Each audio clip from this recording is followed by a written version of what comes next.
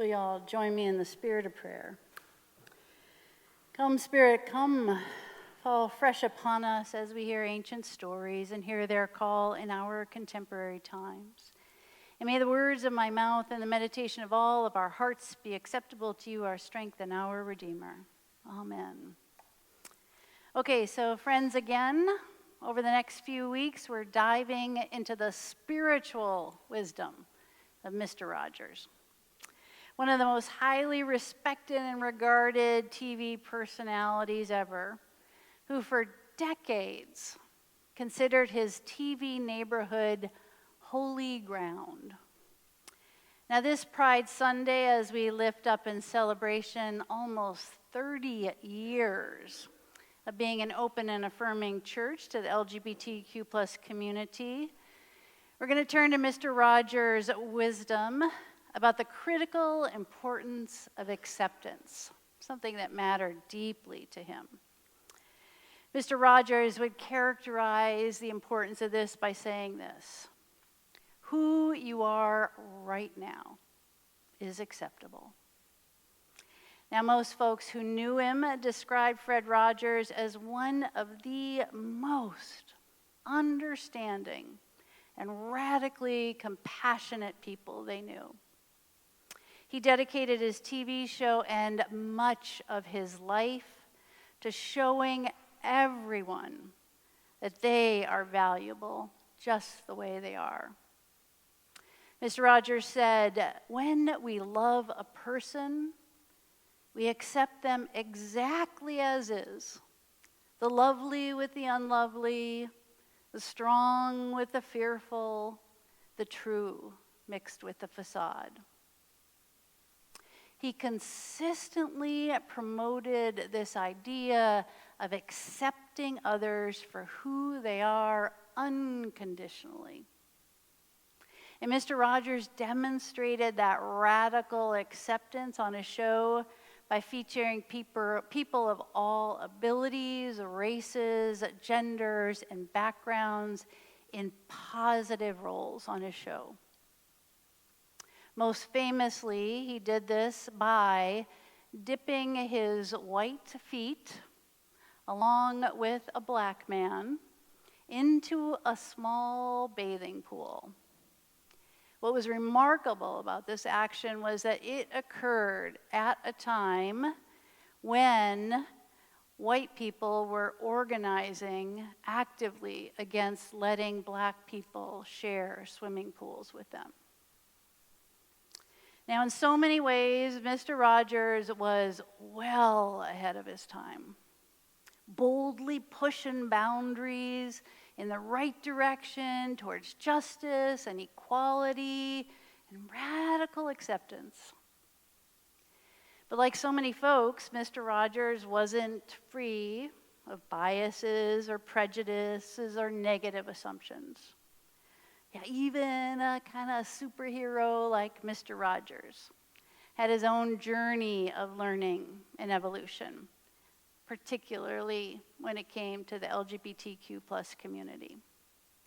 See, that same man that Mr. Rogers had so boldly and courageously put his feet into a pool with was also gay. His name was Francis Clemens, and he played Officer Clemens on the series for 25 years, and he was a very close friend of Mr. Rogers. Now, in 1969, when word got back to Mr. Rogers that Mr. Clemens had been spotted at a gay bar, Mr. Rogers asked him to avoid going to those sorts of bars in the future and to remain closeted. Because Mr. Rogers was afraid that Mr. Clemens' sexuality would both bring negative attention to the show and destroy Mr. Clemens' acting career. Now, do I wish that Mr. Rogers had handled that situation differently? That his message of unconditional acceptance would have extended to boldly supporting Officer Clemens to be his authentic gay self on the show and in his life? Sure. Is it hard to recognize Mr. Rogers was not perfect? and that he, like any human being, was a work in progress and a product of his time and environment. Sure. But Mr. Rogers' concerns about Mr. Clemens and his show were probably very valid at the time. Throughout much of Mr. Rogers' time on television, mainstream America widely embraced very homophobic attitudes.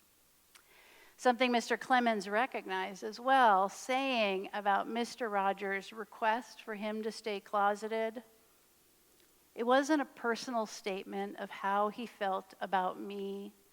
It had to do with the economics of the show.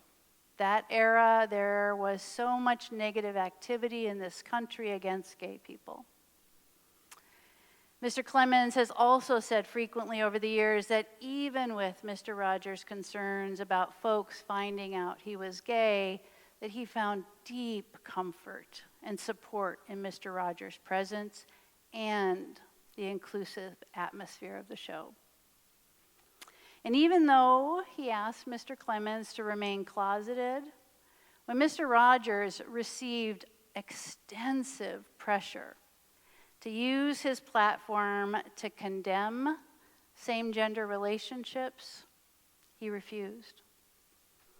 As to why he didn't use his show to speak out against the LGBTQ+ community, his biographer wrote this: Fred felt everybody was, in some way, a reflection of God.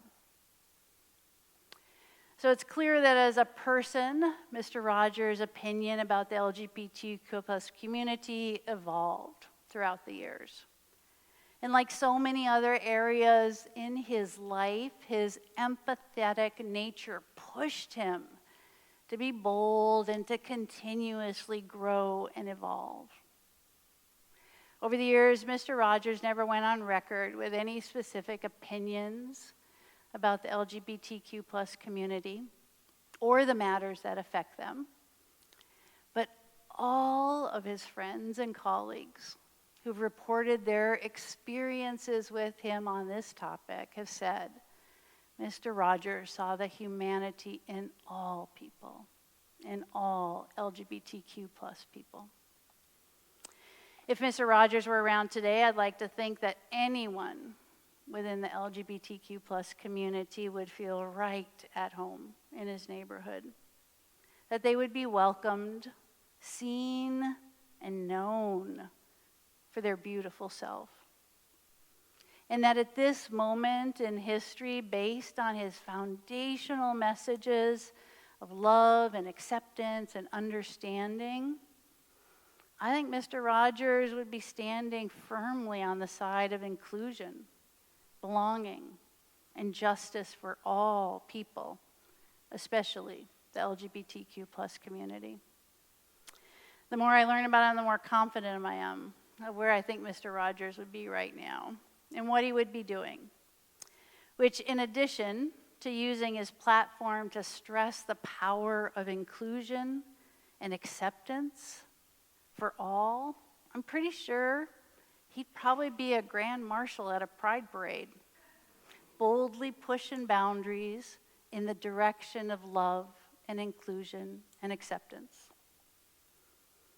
So what does Mr. Rogers' teachings and life lessons have to say to this Christ-inspired community of faith, celebrating close to 30 years of being open and affirming to the LGBTQ+ community today on this Pride Sunday? Mr. Clemens wrote often about the fact that Mr. Rogers was the one person in his life that always told him, I like you just the way you are.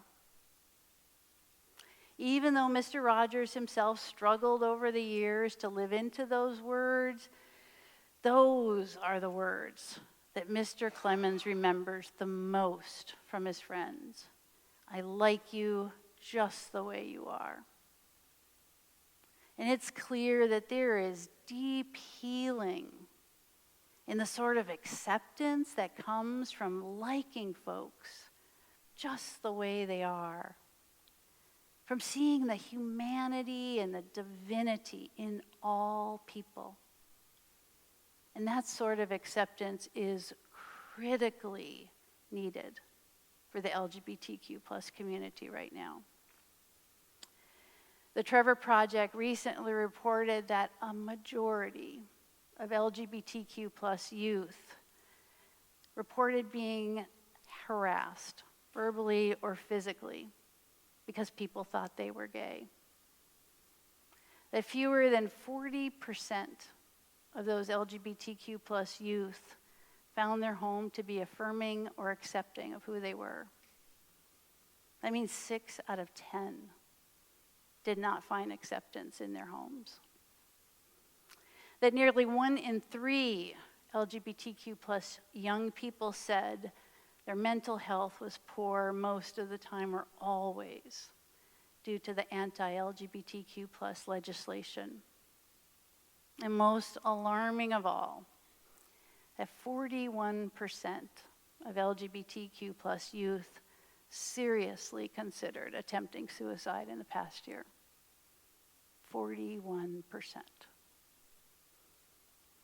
So the stakes are really high right now for us as individuals and as an open and affirming community of faith to actively demonstrate acceptance, affirmation, and love for the LGBTQ plus community. Right now, we are the only community of faith in Magnolia that puts up a pride banner each year. And we'll soon be the only community of faith in Magnolia with a permanent pride flag on the building. Both of those actions are public witnesses of acceptance and affirmation to our broader community.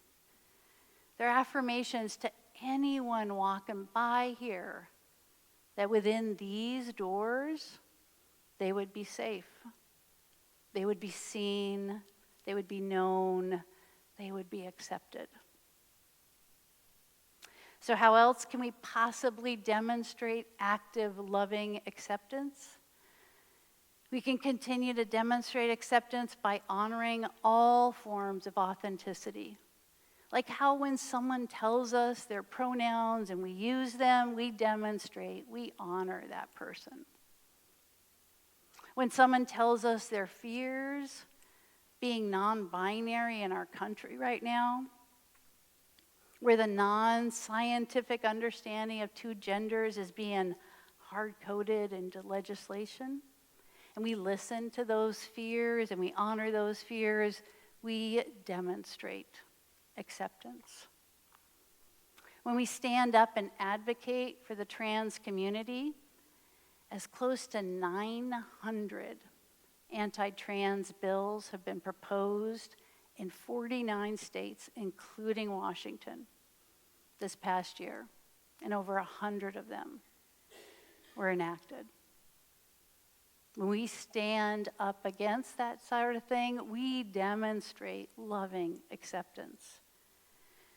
And our loving and accepting actions matter, and they are desperately needed right now by the LGBTQ plus community.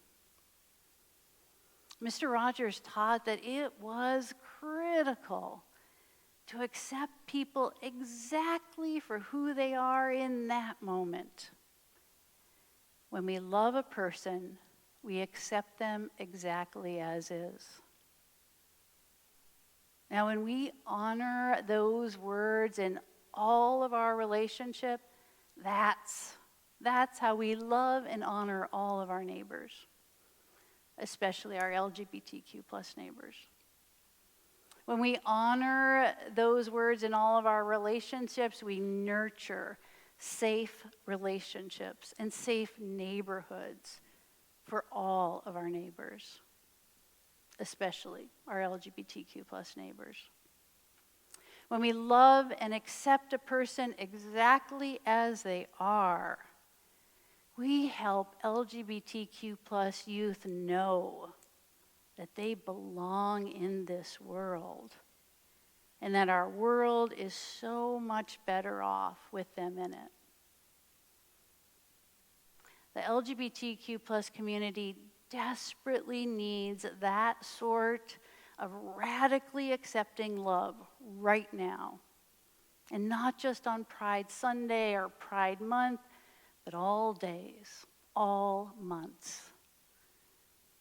So may each of us in this Christ-inspired community of faith hear that call. And may we respond with open arms, strong voices, and loving hearts, full of radical acceptance. May it be so. Amen.